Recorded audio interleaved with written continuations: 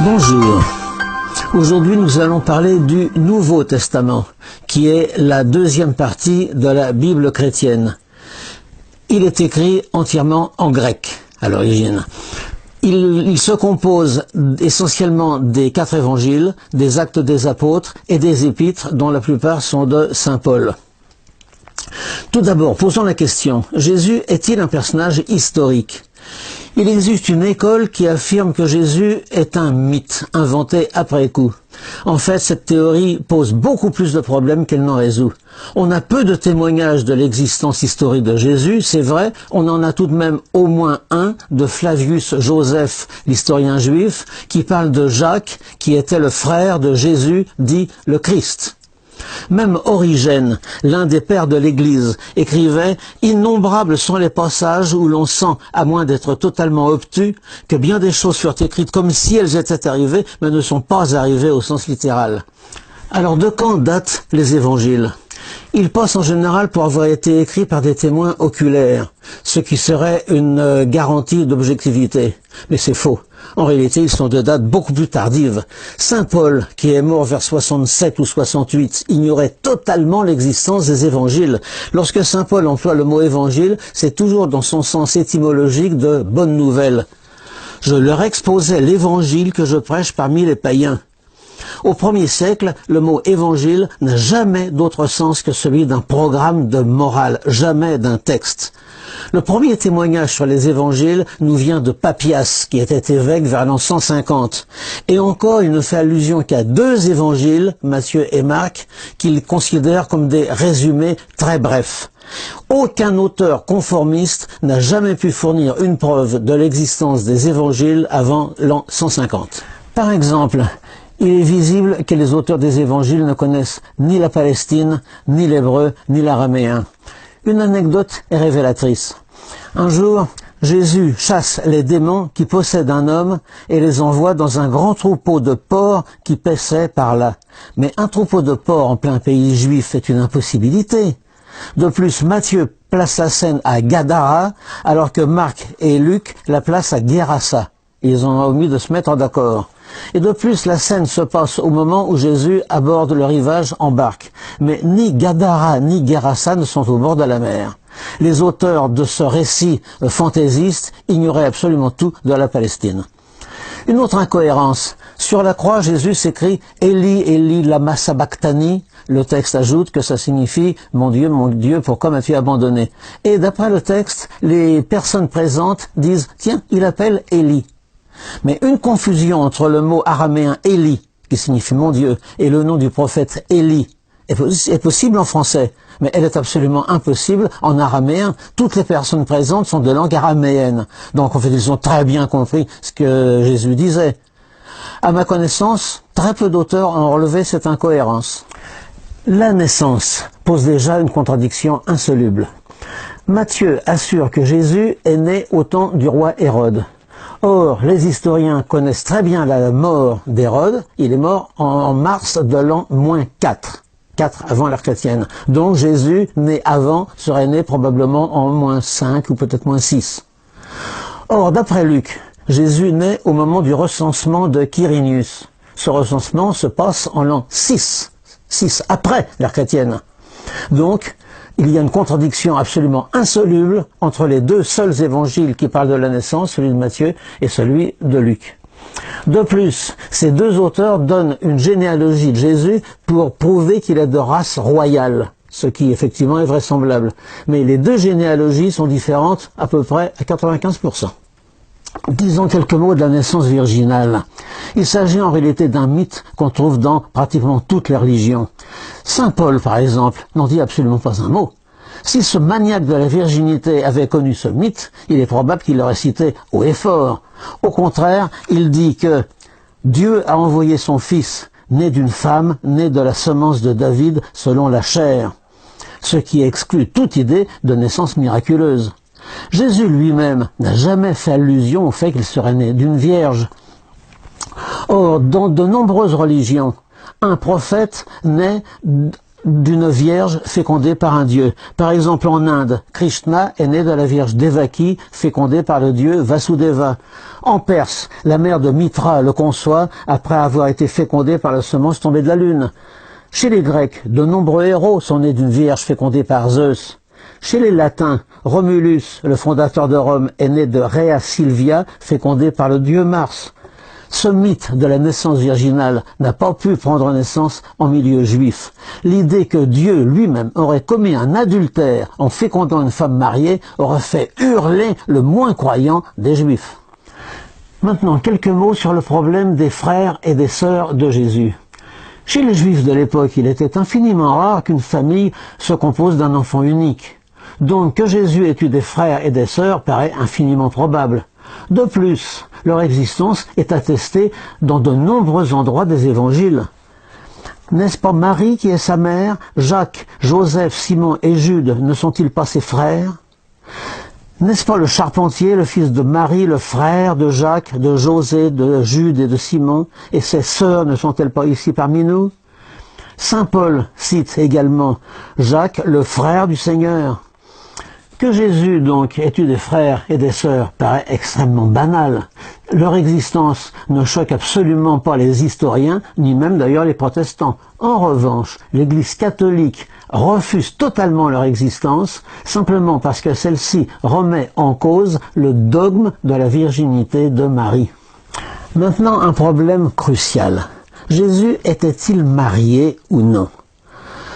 On a tendance à dire, après tout, on l'ignore, les évangiles ne disent ni que Jésus était marié, ni que Jésus était célibataire. Pourtant, à l'époque, il était quasiment impossible qu'un homme ne soit pas marié. Selon le Talmud, un célibataire n'est pas un homme. Vivre dans le célibat est aussi grave que commettre un meurtre. Si Jésus eût été célibataire, ça aurait été une telle anomalie que les textes en auraient certainement gardé la trace. Mais maintenant, si Jésus était marié, qui était sa femme? Elle a bien dû laisser une trace. On peut remarquer qu'il y a dans les évangiles une femme qui, à elle toute seule, occupe plus de place que toutes les autres réunies, c'est Marie-Madeleine. Alors, faisons une parenthèse pour établir la vérité. Demandons à un catholique, au hasard, quel est le nom de la pécheresse, ce qui signifie la prostituée, qui verse un parfum sur la tête de Jésus. Il y a toutes les chances pour qu'il réponde sans hésiter, mais c'est Marie-Madeleine. Or, évangile en main, c'est absolument faux. Pour Matthieu et pour Marc, c'est une femme, c'est tout, elle n'a pas de nom.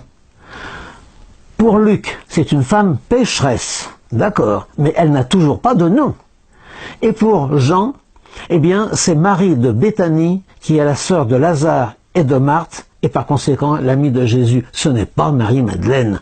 Dans aucun endroit des évangiles, on ne dit que la pécheresse, la prostituée, se nomme Marie-Madeleine. Alors pourquoi donc les professionnels de l'évangile pratiquent-ils ce lavage de cerveau depuis 2 millénaires? Deux tendances apparaissent très tôt dans le christianisme. D'une part, le culte contre nature de la virginité. Dans ce contexte de rejet du sexe, il était évidemment judicieux de faire de Jésus un célibataire. D'autre part, l'élimination des femmes des fonctions sacerdotales. Il fallait alors reléguer au second plan les femmes de l'entourage de Jésus et mettre l'accent sur les hommes, principalement sur Pierre. Et si on a tant calomnié Marie-Madeleine, c'est probablement parce qu'elle était l'épouse de Jésus. En faire une prostituée était le meilleur moyen de brouiller les pistes et avilir ainsi les femmes dans leur féminité même et les éloigner des fonctions sacerdotales. Chez les catholiques, le pouvoir suprême est détenu par le pape en fonction d'une phrase célèbre. Jésus dit à Pierre, « Je te dis que tu es Pierre et que sur cette pierre je bâtirai mon église. » Cette déclaration est de toute première importance. Elle est la fondation par Jésus en personne d'une papauté et d'une église destinée à durer jusqu'à la fin du monde, avec un chef suprême à sa tête. Mais elle est ignorée de 3 évangélistes sur 4. Comment imaginer que Marc, dont on fait un disciple de Pierre, ait ignoré une phrase aussi fondamentale pour la mémoire de son maître? Cette phrase est également ignorée de saint Paul et des premiers pères de l'Église. C'est donc une imposture tardive et maladroite qui ne date probablement que du IVe siècle, à l'époque de la mise en place d'une église hiérarchisée et totalitaire, avec une croyance unique imposée à tous. Ajoutons que la présence de Saint Pierre à Rome et sa mort en croix au tort de Néron sont une légende apparue vers le IIIe siècle. La prétendue découverte d'une tombe de Saint-Pierre à Rome à l'époque de Pie XII, dans les années 1950, est une mystification. En revanche, le frère Bagatti a découvert en 1953 à Jérusalem une nécropole judéo-chrétienne vieille de près de 2000 ans. Elle contenait une tombe portant l'inscription Simone Bar Yona, c'est-à-dire Simon, fils de Jonas, qui était le véritable nom de Saint-Pierre. La découverte a été soigneusement étouffée et les ossements ont été dispersés pour crime de non-conformité avec le dogme. Quant à l'arrestation et au procès, il faut savoir que la troupe qui arrête Jésus est une armée romaine. C'est une cohorte. Elle comporte à peu près 600 hommes. Elle a donc été ordonnée par Pilate, le pouvoir romain. On ne peut pas admettre qu'une arrestation ordonnée par le pouvoir civil romain amène l'accusé devant un tribunal religieux juif, comme l'Évangile le prétend. D'autant plus que ce tribunal ne pouvait absolument pas siéger pendant la Pâque. Voilà une invraisemblance qui montre que le récit a été forgé assez tardivement et qu'il a été inventé, au fond, pour déculpabiliser les Romains et accuser les Juifs. D'après l'Évangile, le motif, ce serait que Jésus s'est fait le Fils de Dieu. Mais c'est un motif religieux. Le véritable motif, les évangiles nous le rapportent aussi. Pilate demande à Jésus, « Es-tu le roi des Juifs ?» Et Jésus lui répond, « Tu le dis. » Se prétendre roi, alors que la Palestine est une colonie romaine, était un motif suffisant pour mériter la mort. Jésus a bien été condamné par le pouvoir romain parce qu'il affirmait sa royauté sur Israël. Et il en avait le droit, puisqu'il était de race royale. Après la résurrection, l'Évangile nous assure que le corps de Jésus disparut du tombeau. Pour expliquer cette disparition, plusieurs hypothèses ont été faites.